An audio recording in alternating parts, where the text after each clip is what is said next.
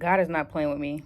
And it's really at that point where it's I either do what I'm being told to do or I don't win or I don't hit a goal.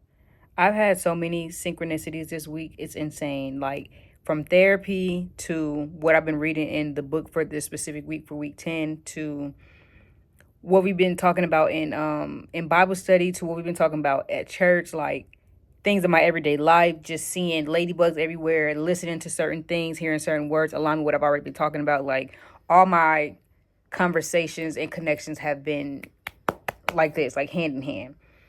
And it's like, holy shit, it's happening. It's happening. Like I've just had way too many breakthroughs thus far and too many signs for me to sit up here and try to act like I don't hear it and try to act like I don't want to see it. Like I'm at this point where like I literally just can't ignore it. And I'm being pushed to my full potential because this is something that I want to do. This is something I'm actively working toward every day, daily, from the small steps to getting up at 5 in the morning to portioning out my meals to making sure I'm eating what I'm supposed to be eating to fasting, writing, doing my task every day, doing my personal task every day, doing what God is telling me to do, doing what I want to do essentially in like this higher version of myself because that's who I am right now. I'm not worried about the future. I'm not worried about the past. Like I'm literally at the point where it's happening. And now it's no going back. I can't, it's no like fear, disappointment, doubt, all that shit's not existing no more. Like all those anxious thoughts, I've learned how to just tune them off, and making my positive thoughts a lot more heard than that. I just finished my 3-day fast. I did the Esther Fast. Honestly, I was just called to do that. And I've been telling myself for like the past couple of months that I want to do like a 3-day water fast. And essentially that's what she did to help her her family and to save the Jews. And I just finished that chapter today. But it was like, whoa. First day, I'm like, cool. And I really feel like fasting isn't hard. That's what I'm trying to say. Like fasting isn't hard. But for me personally, I did it because I wanted to hear God's voice a little more clearer. And also just to let God know that like, I want you to understand and know for real that I'm depending on you. Like I'm fully dependent on you. I'm fully waiting for you. I'm not trying to make up my own agenda or own plan or, trying to control any situation. I'm literally just waiting on you to tell me what to do. And that's what I'm going to do. So even the day before when I was getting ready to do it, it was kind of like I already mentally was preparing. And I feel like with anything that I've been through, everything has been mental, from step to track to choir rehearsal to pageants. Everything that I've done from school to personal, everything has always been mental. And I feel like a lot of stuff is always just mental. Like I feel like people's always like, oh, it's hard. It's physically, it's hard. It's like, it's not hard at all.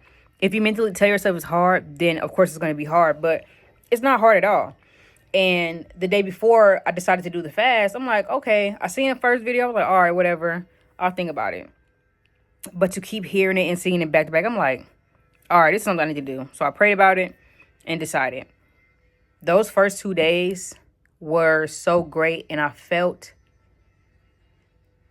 such a relief because I was like, wow, I'm really doing this. And it's like, I don't know, like when you're getting to that point of like, you're in your life and you're destined to be something great and like you're on the pathway to get there, it's almost like, wow, like I'm starting to enjoy the process a little more because I feel like I have a better understanding of who I am and what I actually want to do and what God has planned for me to do. So I feel like with the understanding and I guess the guidance of that, I really feel better at making the decisions that I want to make and like just really enjoying the process. I wasn't hungry. I wasn't tired. Maybe like going into day 3, I started feeling it a little bit like more in my head, like my eyes were hurting just a little bit because I'm also like at work watching screens all day. But every time I had this thing where like every time I got hungry, like for a second, or like not even like me physically being hungry, well, not like me mentally being hungry, it was more so like my body, like my stomach started growling or whatever. I would literally just yell like, God, I'm hungry for the word. I'm hungry for your word. I'm hungry for you.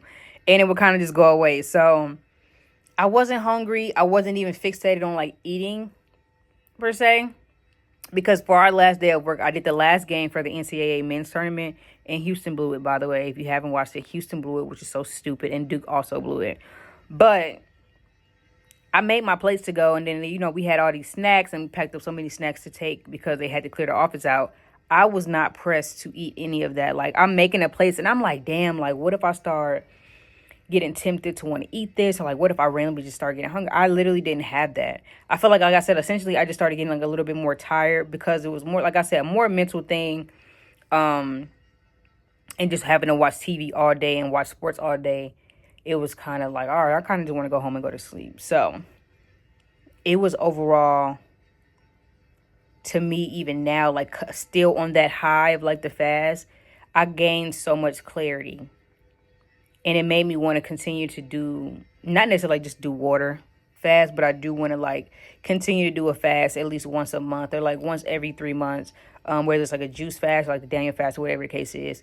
But I really feel like I've been so in tune with myself and in tune with God to the point where, like, I don't feel anxious at all right now. I feel very, very at peace.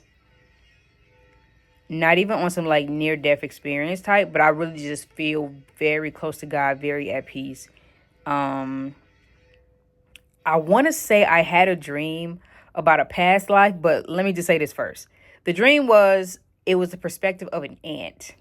And I say ant because I seen myself in the ant crawling out of this cup to try to get to the grass, because all I seen was like this big grass. However, that same night I had watched the White Lotus season finale, and one of the characters was like laying down and looking up, and he was looking at the trees. I'm like, I wonder if that's because I watched the show that I kind of had like that perspective. But I'm like, if I was an ant in a past life, that would actually be so funny. But again, stuff like that where I'm going to sleep and having these very vivid dreams and like getting this perspective. But when I said it out loud and I was talking about it, it made me realize that maybe it wasn't the perspective of an ant. Maybe it was the perspective of God showing me that I will be going to greater heights, and he wants me to get out of this small environment, or like out of my comfort zone, or out of like this box that I put myself in, or like society has put me in, and venture out into this new world that he's trying to open me to. So it was like, okay, different, different perspectives when you really think about it and break it down. But yeah, I have all of my vision boards on my wall in front of me as I'm looking at it. I have this wall with the characters that I want to portray and I will portray on TV one day. I have a vision board on my screensaver. I have a mind movie that I watch every day and every night. I'm putting all of this in my face, and it's all aligning with everything that I'm seeing in my real life, because this is my real life, because I'm making that my reality. I don't care about what's going on with the recession and all that, because the Lord already paid the price, number one. But life is going to always life, and shit's going to always happen. So it's like, why would I sit up here and stress and, worry about stuff that's literally out of my control? It's literally out of anybody's control. It's nothing for me to do about it, and all I can do is focus on me and getting better and being a better person and being a better human being every day. And going from there. Even when it comes to auditions, I had 2 auditions that I couldn't even turn in because of the weather. One was supposed to be like me on the porch, and I'm supposed to be hot. And I had planned to do it that next morning, but in Atlanta, it's been raining the last couple of days. And I'm like, I could do it on the inside, but I wanted it to be so realistic and like so freeing. I don't like when things feel forced or things feel like unnatural to me. And I've been talking about bringing the fun back into audition tapes and just acting in period, because it makes it fun that way. It makes you feel like I'm not acting, I'm having fun, but I'm also getting the job done. I'm also like telling the truth. And it's like, I want to continue to tell the truth in everything that I'm doing, as far as like acting and portraying these characters on the screen and bringing these characters to life. Because that's the whole point of acting. I'm looking at like all my old tapes, and I'm realizing like a lot of these tapes, I was so adamant in getting the words correct and so adamant in getting material down, where I end up missing the point of actually dissecting these characters and also making it personal to myself. Because in every character you play, you're supposed to bring yourself into it. You know what I'm saying? So like, that's why when we see certain characters like Keke Palmer, we see Leonardo DiCaprio, Denzel Washington, Viola Davis, we're seeing these characters be portrayed in such a great way, because they're also putting their own spin on it and also bringing their own personal life into it and their own perspective. And it's like, that's the point of acting. You shouldn't look at somebody and be like, oh, look at Viola Davis playing this girl. It's like, no, Annalise Keaton is really crazy. You should be able to differentiate and separate the two, because it's like, that's not who she is in real life. That's Annalise Keating. And that's what I want to do. That's what I'm going to do. That's what I've been doing, and I want to continue to do it. So now, with me being in the Master Advanced class, I'm very excited to see just how I continue to develop in this actor and continue to develop these characteristics and these traits in my everyday life as well. Because I believe anything you read, whether it's just material for your job or for whatever the project is, you can also tie that into your everyday life as well. Like, these are 12 tools to help your character get their goal, but I'm also still a human. I can use these 12 tools to get what I want as a human. Not even on some manipulation tactic shit, but it's literally like I'm learning how to reach my goals through acting. And as a child, I used to always want to be like, my favorite, like, I hated that question, but now when I think about it, I'm like, it's low-key like a favorite, because now I can, when I'm talking in my interviews, I can say these responses. So I used to always hate when teachers would be like, oh, what do you want to be when you grow up?